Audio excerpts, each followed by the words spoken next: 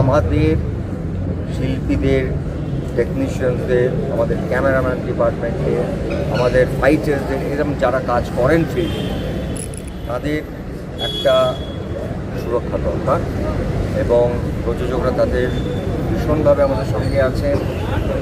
আমরা সেটার জন্যে আমরা সত্যি ইনসিকিউর ম্যান্ডেটরি করতে চাই যে এটাই নিয়ম, এটাই ম্যান্ডেটরি তার জন্য সবার জন্য। এবং আমাদের সত্যি শিল্পীরা এবং কলাকুশলীরা এবং অনেকেই যারা খুবই এই ঘটনাটা ভীষণ আনফর্চুনেট, কিন্তু তারা সবাই খুব আজকে আমাদের রাহুল যেভাবে ছেড়ে চলে গেল সেটা কখনোই কাম্য নয় এবং আমরা শেষ অবধি লড়বো, শেষ অবধি জানতে চাইবো যে কেন রাহুল এভাবে আমাদের ছেড়ে চলে গেল। রাহুল আমাদের কাছে একটা এক্সাম্পল সৃষ্টি করে দিয়ে গেল, আমাদের সবাইকে এক করে দিয়ে গেছে, যেখানে একটা প্রশ্নও তুলে গেছে যে সত্যি কি আমরা সিকিওর না সিকিওর।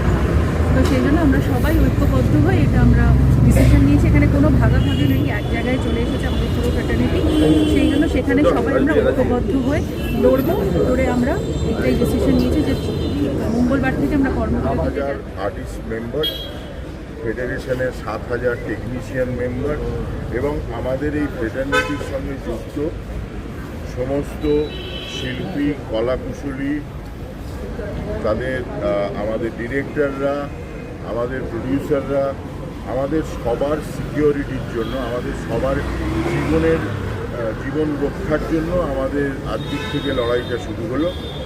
আমরা যে ব্যবহার পেয়েছি, যে ইনসিকিউরিটির মধ্যে আমাদের কাটাতে হচ্ছে, আমাদের ভয় করছে।